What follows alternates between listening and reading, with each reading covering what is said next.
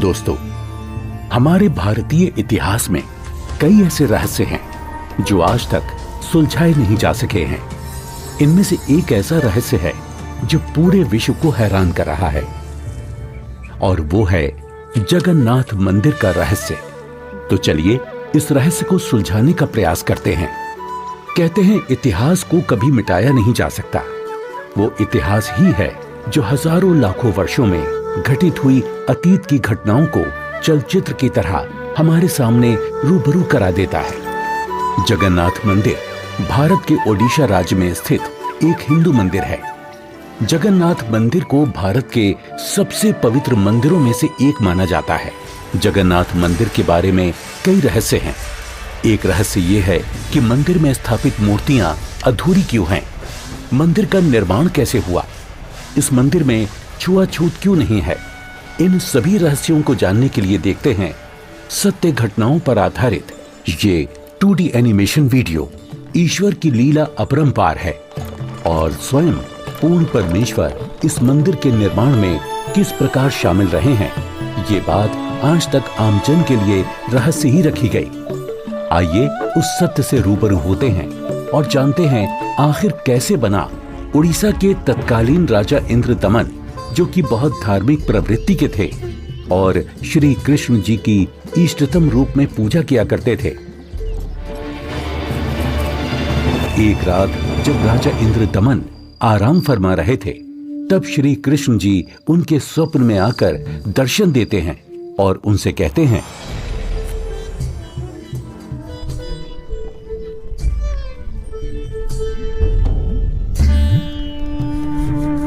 इंद्रदमन। हे प्रभु, आप? हे इंद्रदमन, मेरी मृत्यु के उपरांत जिस संदूक में मेरी अस्थियां विसर्जित की गई थी, वो काष्ठ का संदूक पानी में बहता हुआ तेरे राज्य में पुरी में समुद्र किनारे आ लगा है। मैं चाहता हूं कि तुम मेरे आदेश से उस संदूक को उसी स्थान पर रखकर उसके ऊपर मंदिर यादगार रूप में बनवा दो, जिसका नाम जगन्नाथ होगा। और उस मंदिर में एक विप्र रख देना जो श्रद्धालुओं को पवित्र गीता के अनुसार ज्ञान प्रचार करेगा। याद रहे, इस मंदिर में ना तो कोई मूर्ति होनी चाहिए और ना ही कोई पाखंड। जैसा आपका आदेश महाराज। किंतु भगवान, कृपा करके मुझे वो स्थान दिखा दीजिए जहां मंदिर का निर्माण किया जाना है। ठीक है वत्स, मैं तुम्हें वहां ले चलता हूं।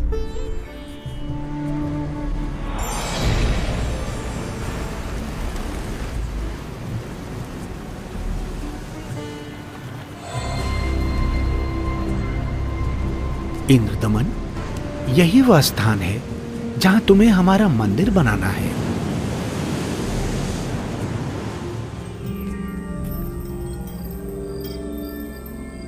भोर होते ही राजा इंद्रदमन ये बात अपनी पत्नी को बताते हैं। फिर उसके बाद मेरी आंख खुल गई।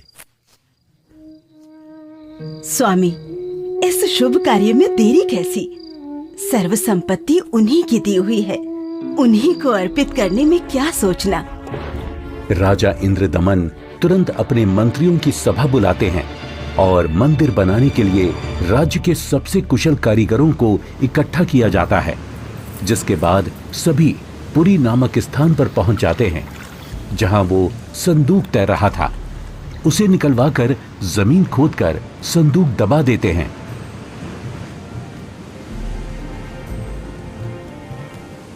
और देखते ही देखते उस संदूक के ऊपर मंदिर बनाने का काम शुरू हो जाता है।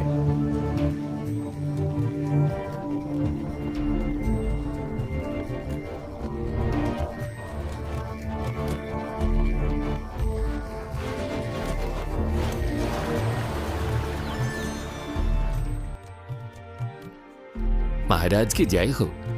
प्रभु श्री कृष्ण जी की दया से मंदिर बनकर तैयार है महाराज। राजन, बहुत सुंदर मंदिर बनकर तैयार हुआ है। सब श्री कृष्ण जी की कृपा। पीछे हट जाओ, पीछे हट जाओ, सभी चलो, समुद्री तूफान आ रहा है, समुद्री लहरें इतनी ऊपर उठकर हमारी तरफ आ रही हैं। लहरें बहुत तेज हैं। भागो भागो, तूफान आ गया। राजन, ये लहरें तो बहुत ऊंची हैं। हमें अतिशीघ्र यहाँ से निकलना होगा।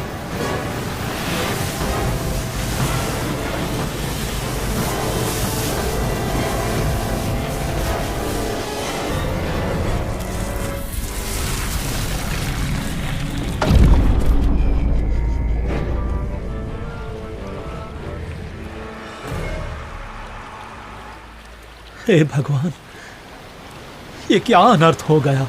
समुद्र की लहरों ने मंदिर को तहस नहस कर दिया है महाराज। जगन्नाथ मंदिर के तैयार होते ही समुद्री लहरों का आना और मंदिर को अपने आगोश में समा लेना, ये घटना सिर्फ एक बार नहीं अपितु 5 बार घटित होती है।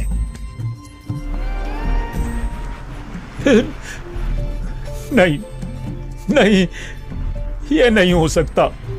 अपने आप को संभालें राजन, हौसला रखें। न जाने समुद्र मुझसे कौन से जन्म का बदला ले रहा है। मैं क्या करूं, कुछ समझ नहीं आ रहा है। राजकोष भी खाली हो चुका है। अब और मंदिर बनवाने का मेरा सामर्थ्य ही नहीं बचा। हे भगवान, यह तुच्छ जीव आपके आदेश का पालन अब नहीं कर पाएगा। मुझे माफ कर देना भगवान, माफ कर देना। राजा के 100 यत्न करने के बावजूद मंदिर नहीं बन रहा था। तब काल ब्रह्म से हुए वचन के मुताबिक सर्व सृष्टि के रचनाहार, सभी आत्माओं के जनक, दुखहर्ता कबीर प्रभु अपने निज धाम सतलोक से आकर वहां प्रकट होते हैं और एक संत रूप में राजा के दरबार में पहुंच जाते हैं।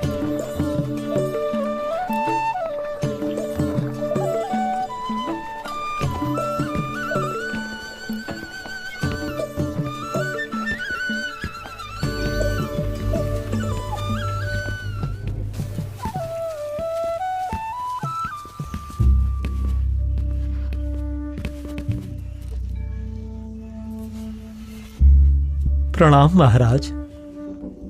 प्रणाम। क्या बात है राजन, कैसे उदास बैठे हो? हे महात्मा जी, परमात्मा कृष्ण जी के आदेश से समुद्र किनारे मंदिर का निर्माण करवाया था, किंतु समुद्र ने उसे तोड़ दिया। अब की बार समुद्र नहीं तोड़ेगा, आप मंदिर बनवाओ। क्षमा करें महाराज, मंदिर 5 बार बनवाया है, परंतु 5 बार समुद्र ने उसे तोड़ दिया है। कोई बात नहीं इंद्रदमन, यदि मन बने तो मेरे पास आ जाना। मैं यहीं पास में पहाड़ी पर रहता हूं, वहीं पर मेरी कुटी है।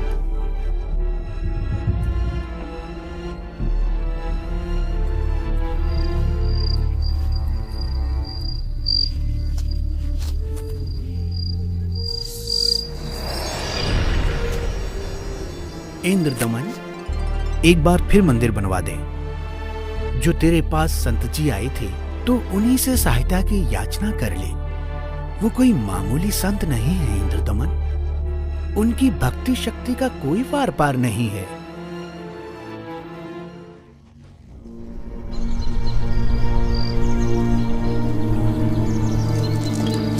क्या हुआ महाराज? अभी अभी भगवान श्री कृष्ण जी ने दर्शन देकर मंदिर फिर से बनवाने को कहा है। अच्छा। और बताया है कि जो संत समुद्र को रोकने की बात कर रहे थे वो बहुत शक्ति युक्त हैं। मुझे उन्हीं के पास जाकर प्रार्थना करनी चाहिए। प्रभु कह रहे हैं तो आप मत चूको महाराज, प्रभु का मंदिर फिर बनवा दो। बनवाना तो मैं भी चाहता हूँ, किंतु अब तो राजकोष भी खाली हो चुका है। इस वक्त मैं धर्म संकट में फंस चुका हूँ। यदि मंदिर नहीं बनवाऊंगा तो प्रभु अप्रसन्न हो जाएंगे और मंदिर बनवाने के लिए धन भी शेष नहीं रहा। स्वामी, आप चिंतित ना हो।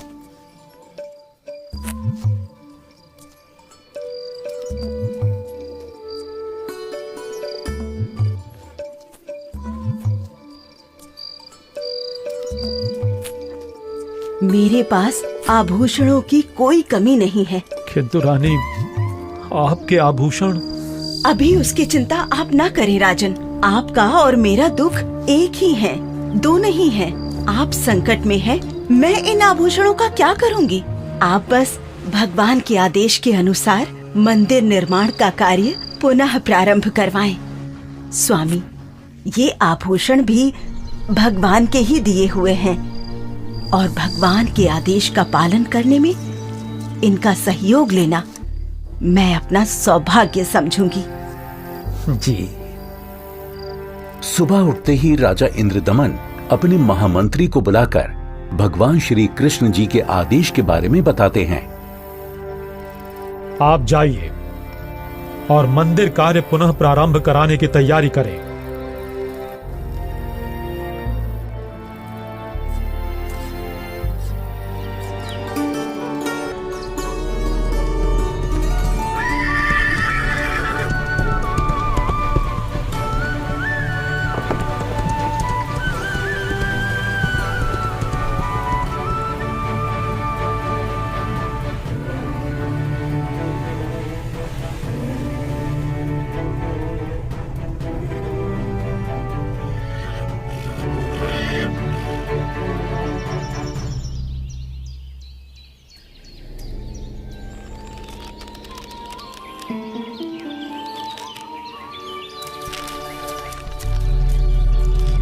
प्रणाम ऋषि जी।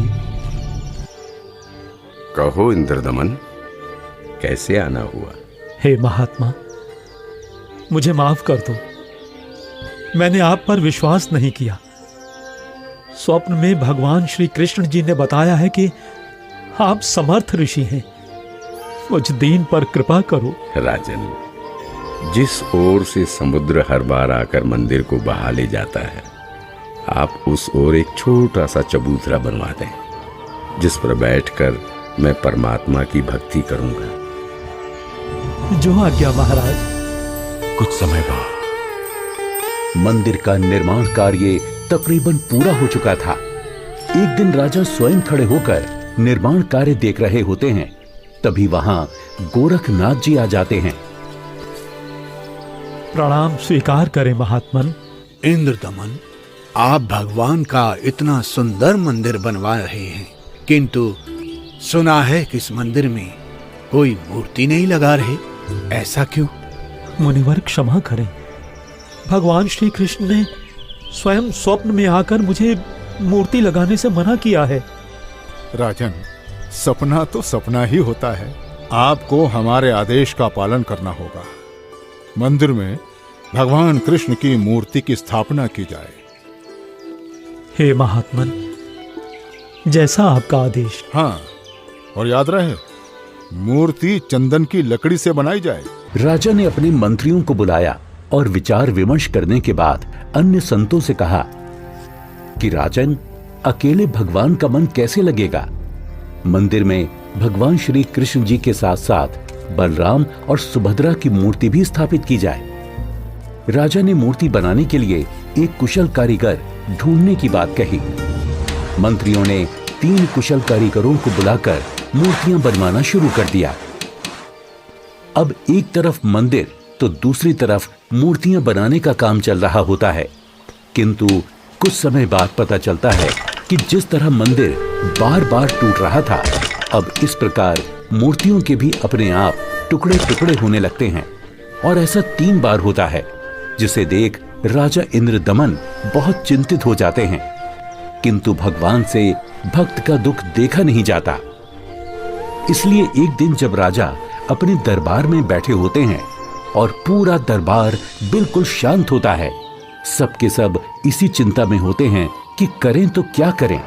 तभी वहां पूर्ण परमात्मा कबीर देव एक वृद्ध कारीगर यानी शिल्पकार का रूप धारण करके प्रकट हो जाते हैं।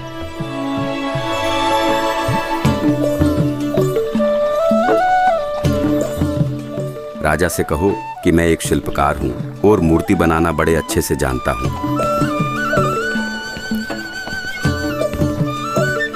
महाराज की जय हो। महाराज, बाहर एक वृद्ध व्यक्ति आया है और अपने आप को मूर्तिकार बता रहा है। आपसे मिलना चाहता है महाराज। अवश्य, उनको अवश्य आने दिया जाए। जो आदेश महाराज।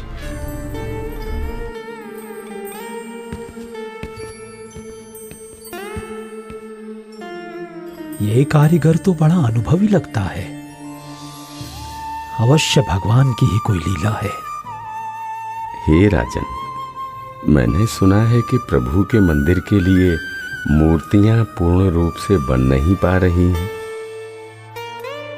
जी, आपने बिल्कुल सही सुना है। मैं 80 वर्ष का वृद्ध हो चुका हूं और मुझे 60 वर्ष का अनुभव है राजन।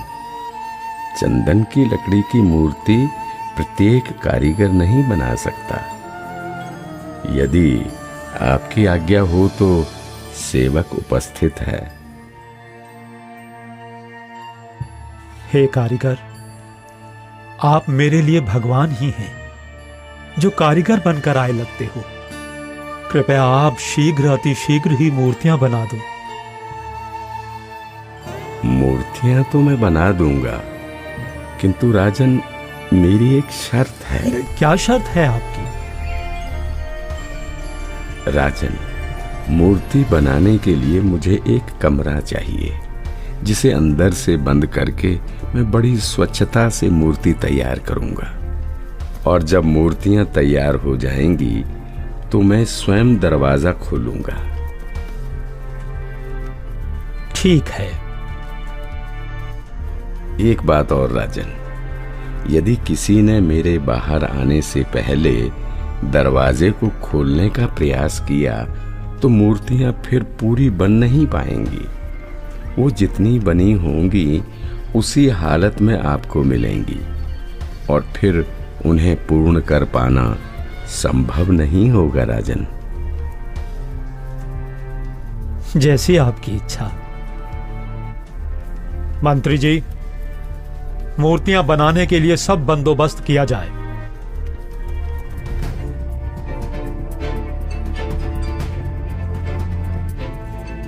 प्रणाम महात्मा जी।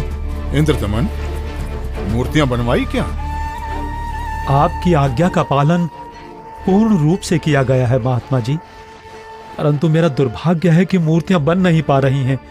बनते बनते ही सबके टुकड़े टुकड़े हो जाते हैं। मूर्तियां अवश्य बनवानी है राजन, अब बनवाओ।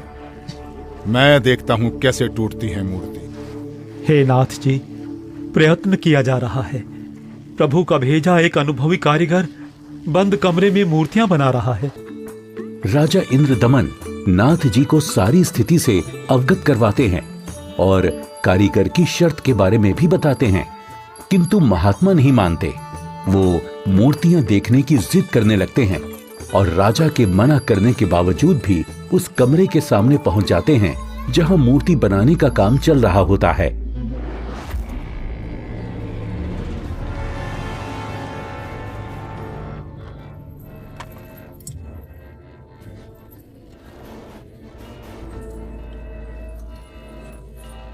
कारीगर, दरवाजा खोलो।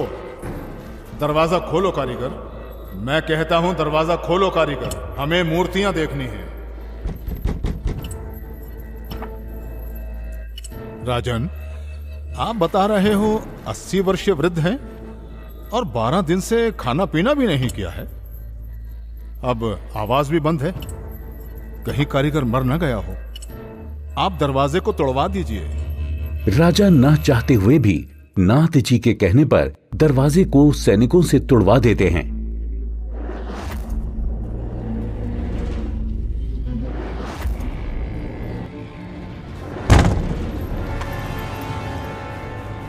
दरवाजा खुलने पर अंदर कोई कारीगर नहीं मिलता।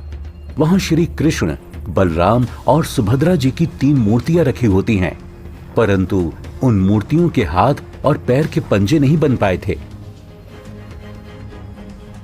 ये देखकर सभी चौंक जाते हैं। हे भगवान, वो बुजुर्ग कारीगर तो यहां है ही नहीं। इसका मतलब वो कोई साधारण व्यक्ति नहीं थे, बल्कि स्वयं भगवान ही थे। मंदिर का निर्माण पूरा हो चुका है। अब इन्हीं मूर्तियों को भगवान की इच्छा समझकर मंदिर में स्थापित करवा दो राजन। हो सकता है प्रभु को यही स्वीकार हो। लगता है श्री कृष्ण ही स्वयं मूर्तियां बनाकर गए हैं। मंदिर का निर्माण कार्य संपन्न हो चुका था। अब बारी थी तो मूर्तियों में प्राण प्रतिष्ठा की, जिसके लिए राजा, रानी, मंत्री, महामंत्री और काफी संख्या में पंडित ब्राह्मण मंदिर के सामने पहुंच जाते हैं।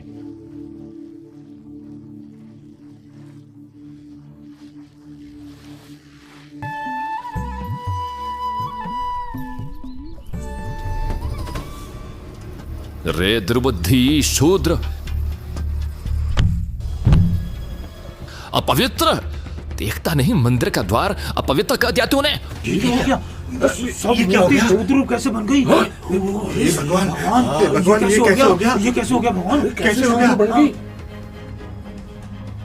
प्रभु क्षुब्ध हो गई हैं क्योंकि मुख्य द्वार को उस शूद्र ने अशुद्ध कर दिया है, इसलिए सब मूर्तियों ने शूद्र रूप धारण कर लिया।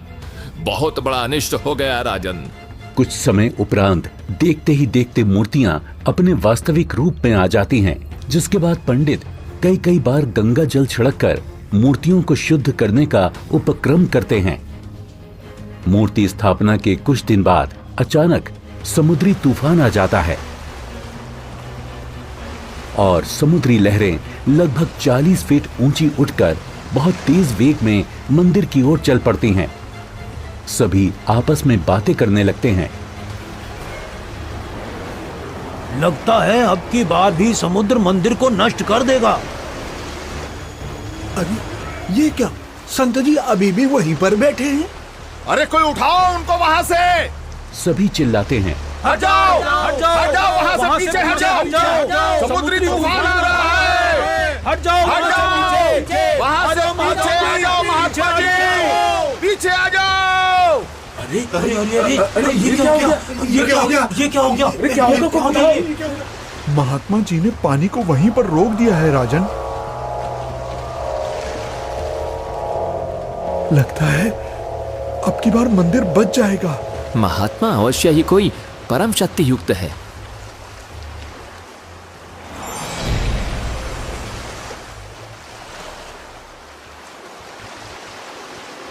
हे भगवान, मुझे रास्ता देने की कृपा करें। मैं मंदिर तोड़ने जाऊंगा। वत्स, ये मंदिर नहीं है। यहाँ पाखंड पूजा नहीं होगी, बल्कि गीता का ज्ञान सुनाया जाएगा। ये तो आश्रम है। आप जैसे बलवान को शोभा नहीं देता कि इसको विध्वंस करें। लेकिन मैं इसे अवश्य तोड़ूंगा, चाहे कुछ भी हो। अगर ऐसा है तो जाइए समुद्रदेव, तोड़िए।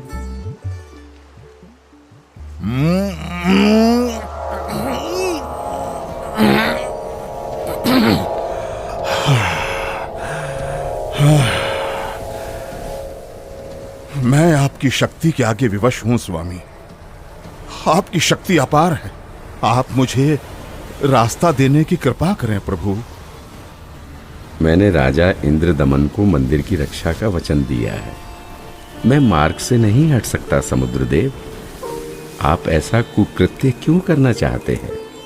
जब ये कृष्ण त्रेता में श्री राम बनकर आए थे, तब इन्होंने लंका जाने के लिए मुझे अग्नि बाण दिखाए और मुझे भला बुरा कहकर अपमानित कर रास्ता मांगा था। लक्ष्मण, मेरा अग्नि बाण दो। लातों के भूत बातों से नहीं मानते। मैं ये मंदिर तोड़कर उसका प्रतिशोध लेना चाहता हूं। समुद्रदेव, प्रतिशोध तो आप पहले ही ले चुके हो। आपने तो समस्त द्वारिका पहले ही डुबो दी है। जी नहीं, अभी वो पूर्ण रूप से नहीं डूबी। कोई प्रबल शक्ति युक्त संत आने के कारण मेरा वो कार्य भी अधूरा रह गया और वो आधी ही डूब सकी, क्योंकि मुझे वहां पर किसी ने मानो बांध दिया है। वत्स, वहां भी मैं ही पहुंचा था और मैंने ही वो अवशेष बचाया था। अब जा, शेष बची द्वारका को भी डुबो ले, परंतु उस यादगार को छोड़ देना जहां श्री कृष्ण के शरीर का अंतिम संस्कार किया गया था। अन्यथा आने वाले समय में ये भ्रम पैदा होगा कि श्री कृष्ण की मृत्यु ही नहीं हुई। समुद्र, ध्यान देकर सुन। यदि फिर इधर मंदिर तोड़ने आया तो बात ठीक नहीं रहेगी। कबीर परमेश्वर के आदेश से समुद्र लगभग 1.5 किलोमीटर पीछे हट जाता है, जिसे देखकर वहां खड़े राजा, मंत्री, सैनिक और जनता सभी खुशी मनाने लगते हैं और जय जयकार करने लगते हैं संत रूप में आए कबीर परमेश्वर की। महात्मा की जय, महात्मा की जय हो, जय हो, जय हो, जय हो, जय हो।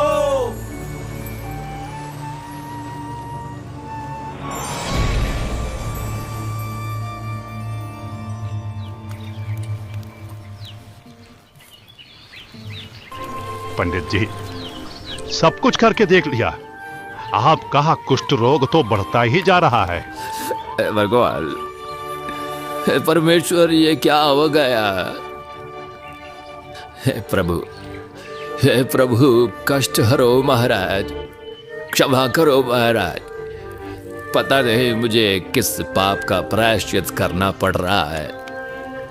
गलती क्षमा करो प्रभु, गलती क्षमा करो।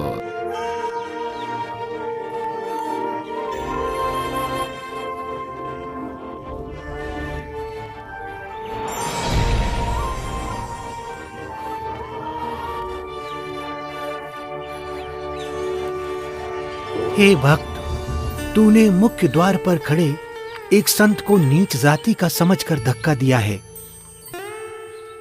क्षमा करो महाराज, आगे से ऐसी भूल कभी नहीं होगी। आपका कष्ट निवारण मैं नहीं कर सकता। ये तो उन्हीं के पास जाकर क्षमा मांगने से और उनके पैर धोकर उस चरणामृत के पान से ही होगा। वो कोई साधारण संत नहीं थे, अपितु कोई परम शक्ति ही शूद्र रूप धारण करके वहां परीक्षा लेने के लिए पहुंची थी। यदि वो आपको हृदय से क्षमा कर देंगे तो ही आपका कष्ट निवारण संभव है, अन्यथा नहीं।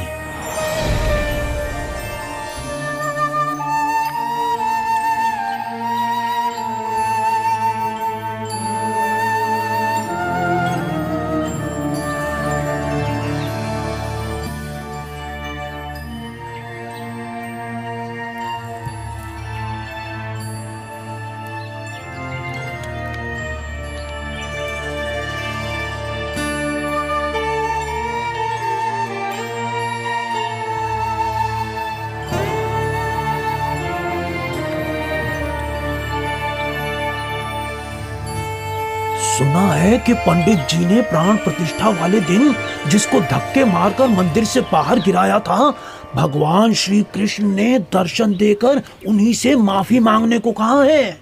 अच्छा? हाँ, मुनि की खोज सभी कर रहे हैं ताकि पंडित जी का कोढ़ का रोग ठीक हो सके। आसपास के पूरे क्षेत्र में घूमने के बाद भी जब परमेश्वर का वो शुद्र रूप कहीं दिखाई नहीं दिया, तब वापस मंदिर जाते समय पंडित जी मन ही मन भगवान से प्रार्थना करते हैं, प्रभु, प्रभु,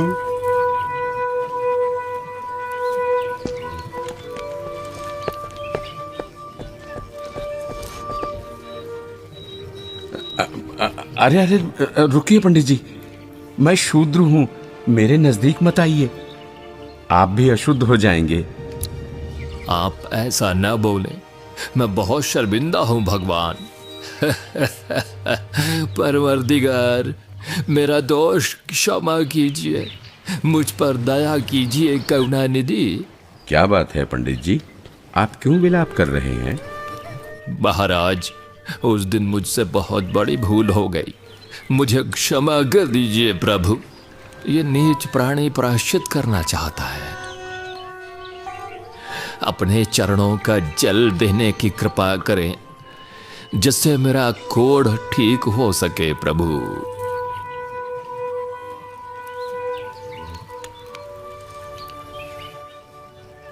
हे ब्राह्मण, इसे 40 दिन तक पीना तथा जल में डालकर स्नान करना।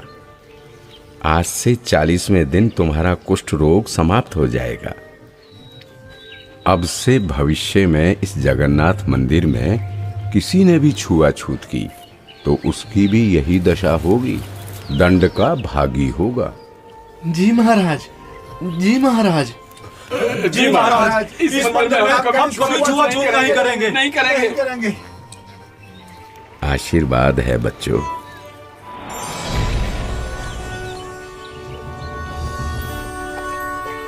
कहते हैं, जगत का पेख ना पेख्या, धनी का नाम ना लेखिया। कोई कहता है कि मंदिर श्री कृष्ण जी ने बनवाया, तो कोई कहता है कि जगन्नाथ भगवान ने बनाया, लेकिन जो करने वाला था उसका कहीं नाम नहीं। खैर, वो परमात्मा अपने आप में ही पूर्ण है, वो किसी महिमा का मोहताज नहीं। तो आपने देखा कि किस प्रकार परमेश्वर कबीर देव जी ने संत रूप में प्रकट होकर समुद्र को रोककर जगन्नाथ मंदिर की स्थापना करवाई, कारीगर रूप में अवतरित होकर मूर्तियां बनाई और क्षुद्र रूप बनाकर मंदिर से छुआछूत जैसी बुराई को हमेशा हमेशा के लिए खत्म कर दिया। समर्थ का कार्य समर्थ ही कर सकता है। तो ये थी कहानी पुरी के जगन्नाथ मंदिर की, जिसे कबीर प्रभु ने बनवाया और हर वर्ग हर जाति के लोगों को समान अधिकार दिलवाया। जगन्नाथ मंदिर की सत्य कहानी का रहस्य